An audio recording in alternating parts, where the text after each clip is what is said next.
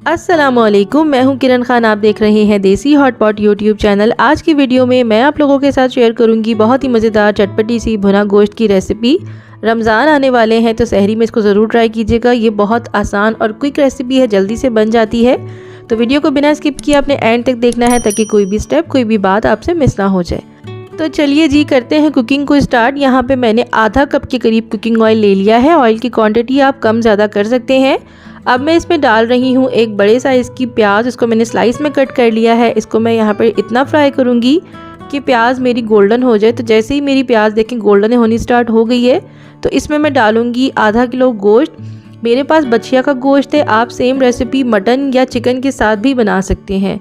गोश्त डालने के बाद अब मैं इसको प्याज़ों के साथ इतना फ्राई करूँगी कि इसका कलर चेंज हो जाए। तकरीबन 2 मिनट के लिए आपको मीडियम टू हाई फ्लेम पे फ्राई करना है इसको। तो देखिए यहाँ पे जो गोश्त है ना, इसका कलर चेंज हो चुका है और इसमें से बहुत ही मज़ेदार खुशबू भी आनी स्टार्ट हो चुकी है। अब मैं इसमें डाल रही हूँ 1 चाय का चम्मच भर के काली मिर्चों का पाउडर और 1 चाय का चम्मच ही मैं भुना हुआ कुटा हुआ ज़ीरा इसमें डाल रही हूँ।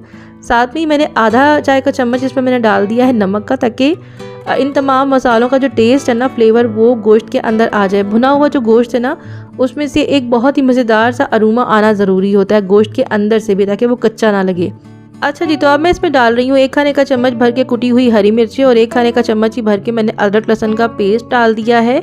और ये मसाले डालने के बाद अब दोबारा से मैं गोश्त को कुछ सेकंड्स के लिए फ्राई करूँगी या 1 मिनट के लिए फ्राई कर रही हूँ, ताकि जो ये मसाला है इसका कच्चापन ख़त्म हो जाए और इसका जो फ्लेवर है वो गोश्त में हल्का हल्का सा आना स्टार्ट हो जाए। तो यहाँ पे अब मैं डाल रही हूँ 3 बड़े साइज़ की टमाटर है मेरे पास। शनवारी हो गई, भुना गोश्त हो गया है, कढ़ाई हो गई, इसमें टमाटर का जो फ्लेवर है वो बहुत मज़े का लगता है। तो इसीलिए मैंने 3 बड़े साइज़ के टमाटर लिए हैं।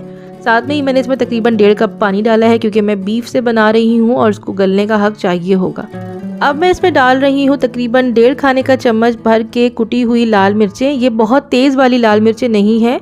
मिर्चें आप अपने टेस्ट के मुताबिक कम ज़्यादा कर सकते हैं। हल्दी पाउडर डाल दिया है मैंने आधा चाय का चम्मच और 1 खाने का चम्मच ही भर के मैं इसमें डाल रही हूँ सूखा धनिए का।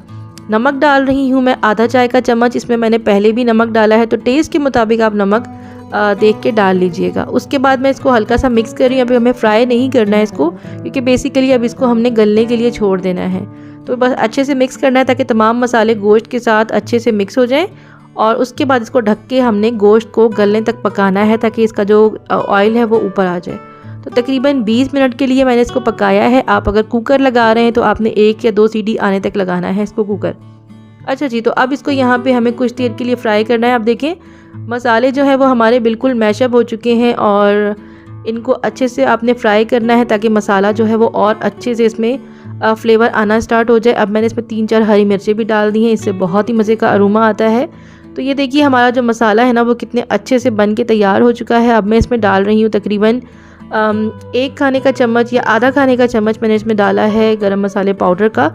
इसको मिक्स कीजिए और आपका ये मज़ेदार सा गर्मा गर्म सा भुना गोश्त जो है वो तैयार हो चुका है। जल्दी से बन जाती है ये रेसिपी, कोई इतनी मुश्किल रेसिपी नहीं है।